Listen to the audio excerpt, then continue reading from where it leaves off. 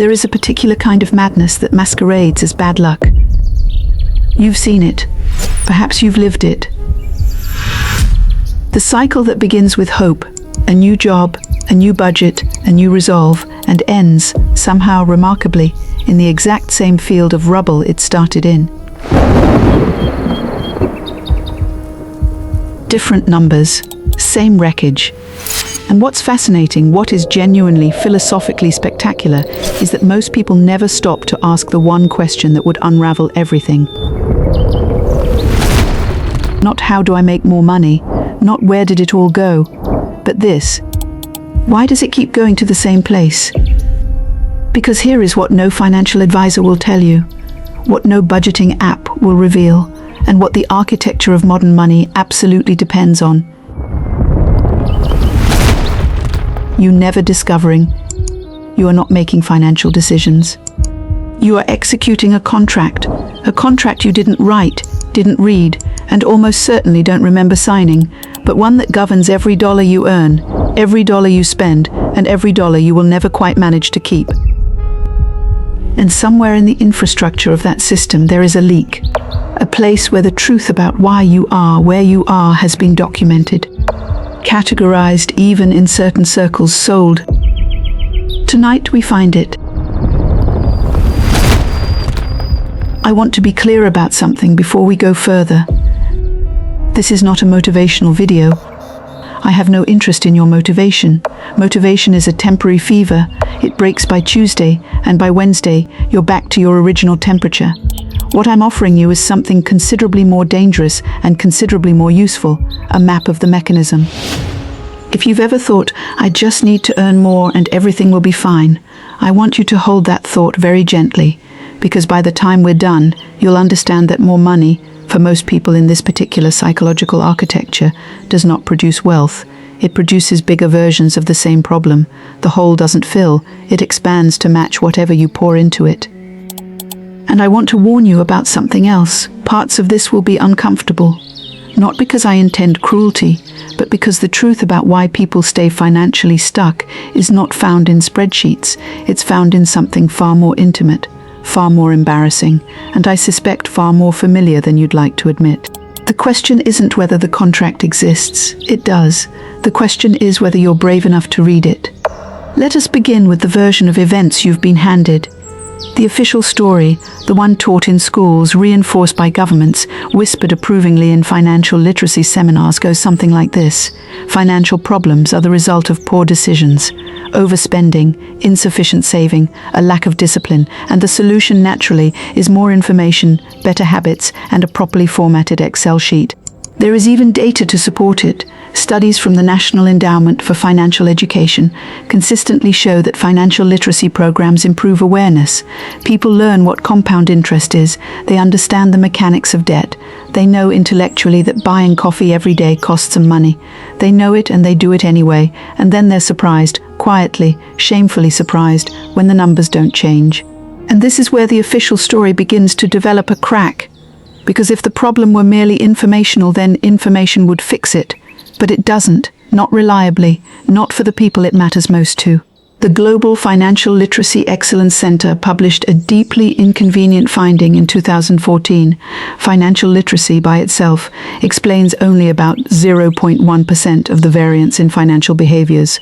0.1%. Which means that 99.9% of why people do what they do with money has absolutely nothing to do with what they know. Nothing to do with what they know. So what does it have to do with? Consider Dr. Shefali Tsabary's observation, the one she almost buried in a footnote, because it seemed too strange, too specific, too impolite to feature prominently. In her clinical work with hundreds of families across socio-economic groups, she noticed something that the data had no clean category for. Children who grew up watching a parent experience financial loss in a particular emotional register, shame, secrecy, catastrophizing, tended to recreate that emotional register in their own adult finances, not the specific circumstances, not even the specific amount. The feeling, the texture of the crisis, as if they had internalized a script, not for money management, but for money drama. And the drama played out faithfully, dutifully, generation after generation. like a piece of theatre that no one admits is theatre, performed by actors who are absolutely convinced they are simply living their lives. This is not poverty of circumstance. This is poverty of pattern, and the two are not the same thing, which is why lottery winners who grew up in financially chaotic homes tend to return to financial chaos within 5 years of winning. A statistic so reliable it has become almost boring to financial psychologists, who see it not as a tragedy, but as a confirmation. A confirmation of what? That the money was never the problem. Let me tell you about a woman I'll call Marina. Marina grew up in a household where money was always almost enough. Not quite poverty, not quite comfort, a kind of permanent almost enough to go on the school trip, almost enough to replace the broken washing machine, almost enough to breathe without counting. Her father worked hard, her mother worked harder, and what Marina absorbed not through any conversation, not through any lesson, but through the air of her childhood kitchen was this: money is something that happens to you, something you chase and rarely catch, something that, if you're honest, was never really meant for people like us. She grew up, she got a degree, she got a job, she got a raise, and then she got another raise, and somehow, mysteriously, consistently, at every income level, Marina was broke, not destitute, but broke. The numbers had changed, the feeling hadn't. When she finally sat across from a financial therapist, a field, incidentally, that only achieved formal recognition in 2010, which tells you something about how long we've been pretending money problems are strictly mathematical, she was asked a question she'd never been asked before. What was the first feeling you ever had about money? She sat with the question for a long time, and then, very quietly, she said that it was already leaving, not arriving, not growing, not accumulating, leaving, always already on its way out. And every dollar she had ever earned, every windfall, every bonus, every birthday check, had moved through her hands with the brisk efficiency of a train that was never planning to stop at her station. The contract, you see, had been written a long time before Marina earned her first paycheck. Now, here's where it gets interesting. Marina is not a case study, she is a category. And that category is considerably larger than any of us are comfortable acknowledging. Financial therapists Brad Klontz and Ted Klontz, who spent years building what they call the science of financial psychology, identified 4 primary money scripts, the unconscious beliefs about money that drive financial behavior in ways that have nothing to do with rational choice: money avoidance, money worship, money status, money vigilance. And what they found, what is in my view the most significant discovery in behavioral finance in the last 30 years, is that these scripts are inherited. They pass through families like eye color or the shape of a jaw. They are absorbed in childhood, encoded in the neural architecture of the developing brain, and then executed in adulthood with a precision that would be admirable if it weren't so quietly devastating. The pattern isn't I make bad decisions. The pattern is I make the same decision, reliably, in a way that is entirely consistent with an inherited emotional operating system that I have never once examined. And here's the first thing that should make you uncomfortable. The system doesn't want you to examine it. Not because there is a conspiracy, though, we will get to something that resembles one, but because examined patterns change, and changed patterns are, from a certain institutional perspective, extraordinarily inconvenient. Think about who benefits from predictable financial behavior. Credit card companies, payday lenders, luxury brands engineered specifically to exploit status anxiety. The entire architecture of consumer debt, a $421 trillion industry in the United States alone, is built on the reliable, clockwork repetition of unexamined money scripts. Your predictability is their product. And now, I need to tell you something that will require you to hold 2 contradictory ideas in your mind simultaneously. The psychological inheritance of money patterns is real, documented, replicable, clinically verified. And it is also, this is the part that lands like a quiet explosion, only half the story, because here is what the behavioral finance literature almost never discusses, the element that makes the financial therapy industry deeply, structurally uncomfortable. The scripts were not created in a vacuum.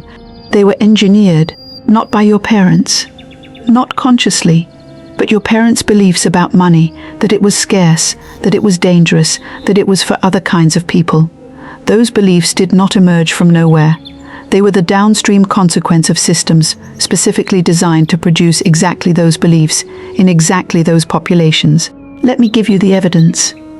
In the 1930s, as the United States formalized its modern banking system through the Glass-Steagall Act and the creation of the FDIC, there was simultaneously a parallel project underway, redlining, the systematic refusal of mortgage services, business loans, and lines of credit to black neighborhoods, practices explicitly endorsed by the Federal Housing Administration, documented in their own underwriting manuals, which rated neighborhood desirability based partly on the racial composition of the block. What redlining produced beyond the immediate, obvious, monstrous injustice was a multi-generational money script, an entire demographic cohort that could not build home equity, could not pass property to children, could not access the primary vehicle through which American middle-class wealth was accumulated. And what the children and grandchildren of those cohorts inherited was not just the absence of wealth, they inherited the feeling of the absence, the belief encoded and transmitted that wealth was architecturally unavailable to them. The script was written by policy, and it was read by the nervous system. This means, and please sit with this, that when we say financial patterns are inherited, we are not simply talking about family psychology. We are talking about the psychological residue of deliberate economic architecture. The pattern in your nervous system may have an address, a government document, a signature. Someone wrote the contract, and it wasn't you. Now, I can already hear the objection forming. But plenty of people from marginalized backgrounds have built wealth. Plenty of people from privileged backgrounds have squandered it. Doesn't that disprove the systemic argument? No, it complicates it, which is considerably more interesting. The existence of exceptions does not disprove a system. It illuminates the texture of it, because the people who transcend inherited financial scripts, regardless of background, almost universally share one characteristic: not discipline, not intelligence, not opportunity, though opportunity matters. They share awareness, a moment sometimes early, sometimes devastating, sometimes both, in which the inherited script became visible, in which they could see, with sudden and terrible clarity, that they were executing a story rather than living a life. The psychologist Carl Jung had a phrase for this: making the unconscious conscious. His argument was that until we can see the pattern operating in us, we cannot choose differently. We can only repeat, and repetition when it comes to money has a compounding effect, not unlike interest, which is fitting, if darkly so. The alternative interpretation, then, is not that systems don't matter. It's that individual transformation is possible within systemic constraint, but only through a specific kind of reckoning, a willingness to look at the contract, read it in full, and decide, consciously and deliberately, whether you still agree to its terms. Most people never read the contract. They simply live inside it and call it their personality. I'm going to pause here, because I know exactly what a certain percentage of you are thinking right now, and I think it deserves acknowledgement. Some of you are thinking, this is just an excuse. People are poor because they don't work hard enough. Stop blaming systems, take responsibility. And some of you are thinking, finally, someone is saying what I've known my whole life, that the deck was stacked. The truth, the one that is genuinely difficult to sit with, is that both things are simultaneously true, and acting as though they are mutually exclusive is one of the most expensive intellectual luxuries a person can afford. Let us address the skeptic directly. This is psychological hand-waving, they say.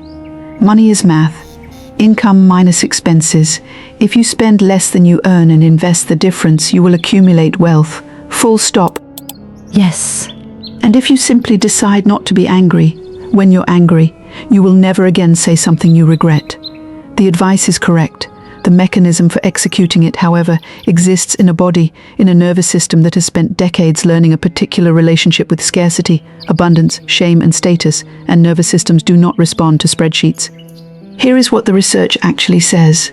A 2018 study published in the Journal of Economic Psychology found that individuals who received purely rational financial interventions, budgeting tools, financial literacy courses, savings calculators, showed statistically significant improvement in financial knowledge and essentially no lasting improvement in financial behavior. 6 months out, 12 months out, the knowledge was there, the behavior had reverted.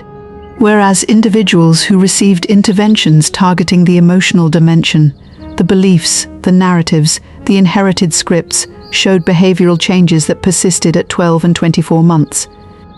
The math is not wrong, the math is just describing the wrong thing.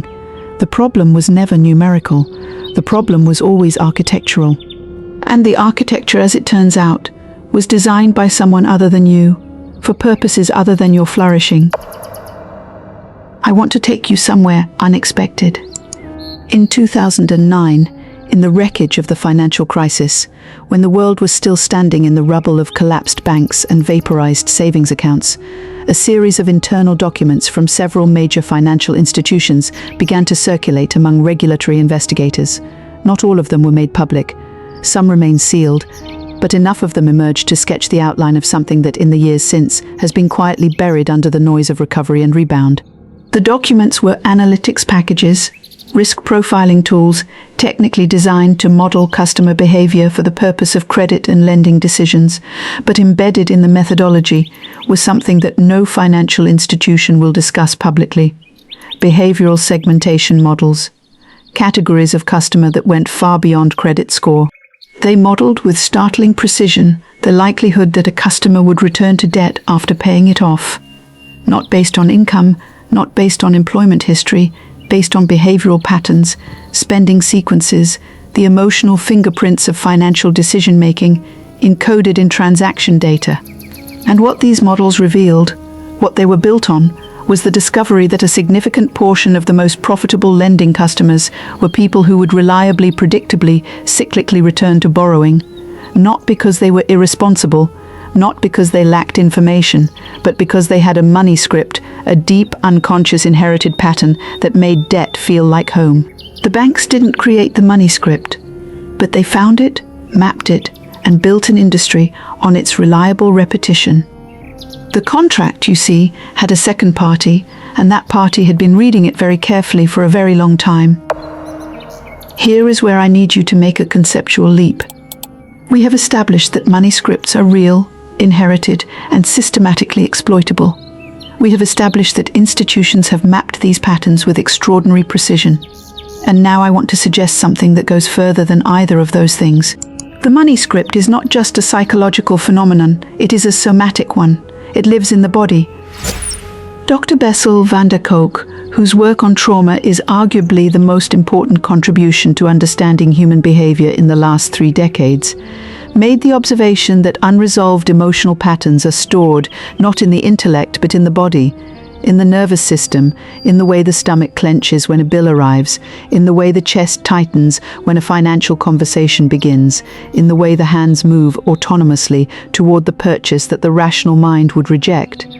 The money script is not a belief you hold, it is a posture your body assumes, and postures do not respond to information, they respond to experience, to sensation, to the slow, patient, sometimes uncomfortable work of learning to feel differently in the presence of money, rather than simply think differently about it. This is the second twist, because it means that the solution, if there is one, is not primarily cognitive. It is not a better budget. It is not a new investing strategy. It is something more like physical therapy for the nervous system, a retraining of the instinctive, automatic, below-conscious responses that fire before the rational mind has even entered the room. And this is precisely why most financial advice fails. It is addressed to the wrong organ. Your financial behavior is not governed by your prefrontal cortex, the seat of planning, reason, and long-term thinking. Under stress, it is governed by the amygdala, the ancient reptilian survival-oriented structure that processes threat and scarcity and responds with one of 3 strategies: fight, flee, or freeze. Fight, the impulse purchase, the financial self-sabotage, the "I'll show them" spending that dismantles the savings account. Flee, the avoidance, the unopened bills, the checked-out relationship with bank statements. Freeze, the paralysis, the inability to invest or save or change anything because change itself has become threatening. Which one is yours? I'll tell you which comment this section generates. Someone will write, "So basically you're saying rich people are just calm and poor people are just traumatized. That's incredibly offensive." And someone else will write, "This is literally the most important thing I've ever heard. and it explains my entire life. And the distance between those two comments is the distance between people who heard a threat and people who heard a mirror. Let me tell you what an escalation cycle looks like in practice, because I suspect you'll recognize it. It begins with a moment of scarcity, real or perceived. A bill you can't quite cover, a month where the math doesn't work, and the body responds. The amygdala fires, cortisol floods the system, and suddenly you're not making financial decisions. You are executing a survival response in financial clothing. The survival response might look like applying for a credit card at 24% interest because the immediate relief of available credit calms the nervous system, regardless of what it costs over time. Or it might look like spending compulsively on something beautiful and unnecessary because beauty is a biological signal of abundance, and your nervous system is desperate for a signal that the scarcity is not permanent. Or it might look like avoiding the problem entirely, letting the late fees compound, telling yourself you'll deal with it when things are better, which they won't be, because the problem is now larger than it was. And here's the escalation. Each of these responses creates more scarcity. The debt compounds, the fees accumulate, the avoidance produces consequences, and more scarcity means more amygdala activation, which means less prefrontal cortex availability, which means more impulsive, reactive, survival mode decision-making. The cycle escalates itself, and what is extraordinary, what is in a dark way almost elegant, is that the cycle produces exactly the conditions required to sustain the financial institutions that depend on it. More debt, more interest, more late fees, more financial products designed not to solve the problem but to manage it indefinitely. The cycle is not a bug in the system, it is the system. Consider the history of the payday lending industry in America, an industry that did not exist in any significant form until the late 1980s, expanded rapidly through the 1990s, and by 2019 was generating revenues of approximately $9 billion annually from roughly 12 million borrowers per year. The economics of payday lending are worth examining carefully because they make no sense in a world where borrowers are making rational financial decisions. The average payday loan carries an annual percentage rate of 400%. The average borrower takes out 8 loans per year, rolling one into the next, and the industry's own data, not the advocacy group's data, the industry's data shows that 75% of all payday loan fees come from borrowers who take out 10 or more loans per year. The business model does not depend on helping people through a temporary cash shortage. It depends on permanently cycling people through a permanent cash shortage. The product is not the loan, the product is the loop. And the people most likely to enter that loop are not, statistically, the least educated or the least intelligent. They are the people carrying the heaviest inherited money scripts around scarcity, the people whose nervous systems are most reliably activated by financial pressure, the people for whom the short-term relief of borrowed money, the cortisol drop, the moment of apparent solution is neurologically overwhelming relative to the long-term arithmetic cost. The payday loan company did not write the script, but they built their entire business model on the certainty that the script would run. Aristotle wrote that we become what we repeatedly do. He meant it as an encouragement, a reminder that virtue is cultivated through practice. But there is a shadow side to the observation that Aristotle did not explore, perhaps because he could not have anticipated the industrial scale on which repetition would eventually be engineered. We become what we are required to repeatedly do. And in an economic system that depends on predictable consumer behavior, there is a deep institutional interest in ensuring that what we repeatedly do is determined not by our freely chosen values, but by the neural grooves cut by inherited scripts and systematically exploited by systems too large and too profitable to have any interest in our liberation. The philosophical question, the one that this documentary cannot answer for you, that no one can answer for you, is whether that is sufficient reason to stay in the loop. Because here is the uncomfortable truth. The contract was not signed by your parents, it was signed by their parents and their parents. The signature at the bottom, in the invisible ink of transmitted belief and encoded behavior, is old, it is faded. This is the essential thing. It is not yours unless you keep honoring it. In which case, every day, with every financial decision that runs on automatic, you are signing it again. Some of you are angry right now. Good. Anger is useful if it goes in the right direction. Some of you are thinking, So it's hopeless. I'm just running a program I didn't write, in a system designed to exploit it, and there's nothing I can do. Some of you are thinking, tell me how to fix it. Both of those responses are, in different ways. The money script talking. The helplessness is the script. The demand for a 5-step solution is also the script. Because the script learned very early that problems have external solutions.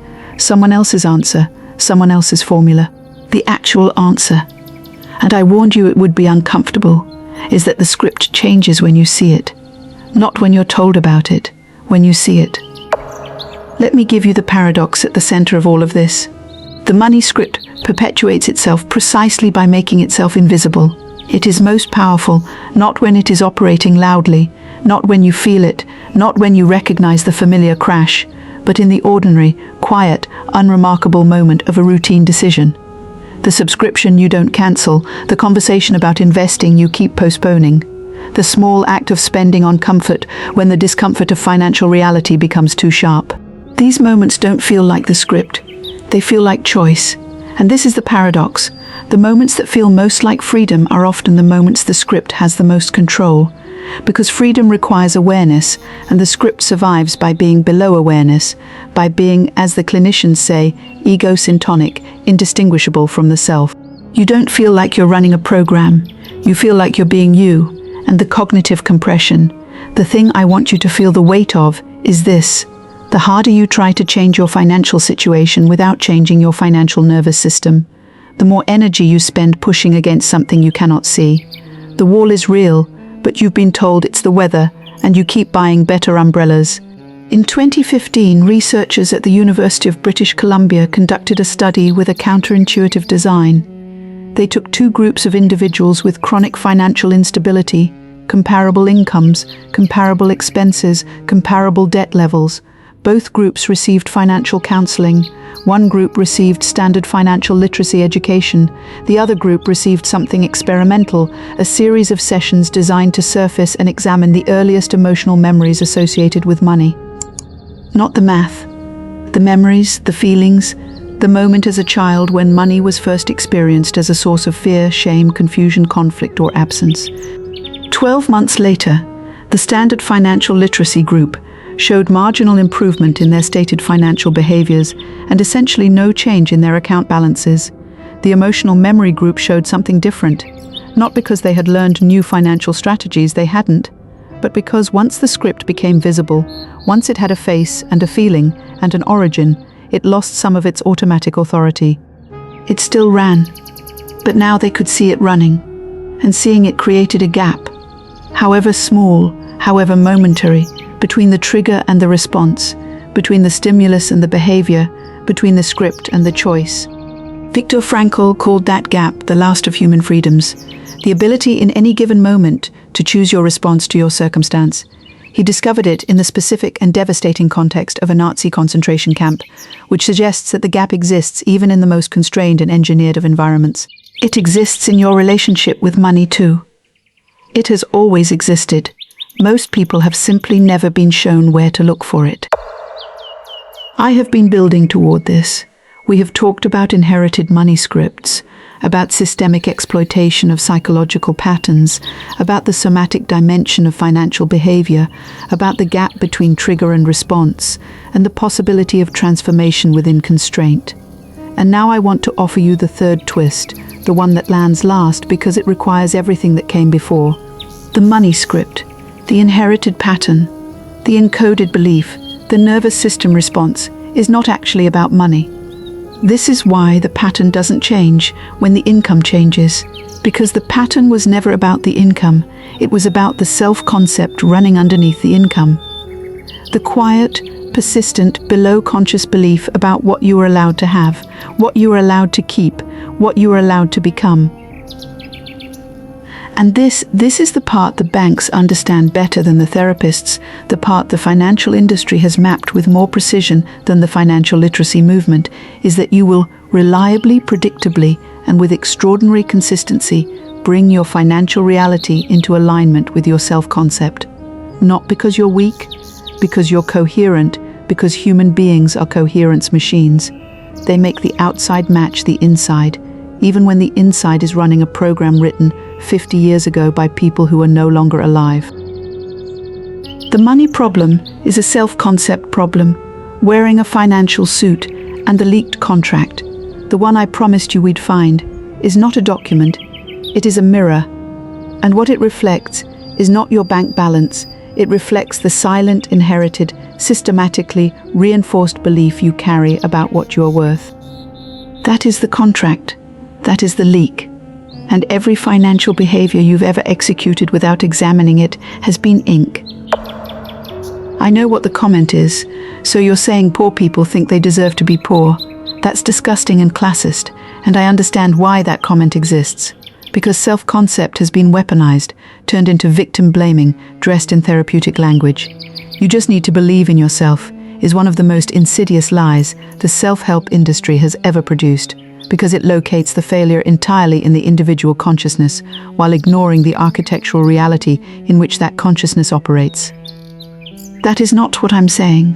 What I'm saying is that systemic constraint and internalized belief operate simultaneously and reinforce each other, and that addressing one without the other produces incomplete results.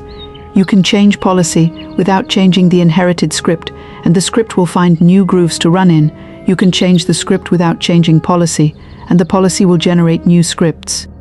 The full solution requires both, which is why it is also, conveniently for certain powerful interests, extraordinarily difficult to achieve. It requires political will and personal courage at the same time, in the same population, sustained over time, which is why we haven't done it yet. And there will be another comment, from someone who got here differently, someone who did the work, the inner work, the confrontation with the script, the slow and painful retraining of the nervous system, and who is watching this and feeling a complex emotion that is part vindication and part grief. Vindication because someone is finally naming the thing they've been fighting in the dark. Grief because it took so long, because they lost so many years, so many relationships, so many financial opportunities to a contract they didn't know existed.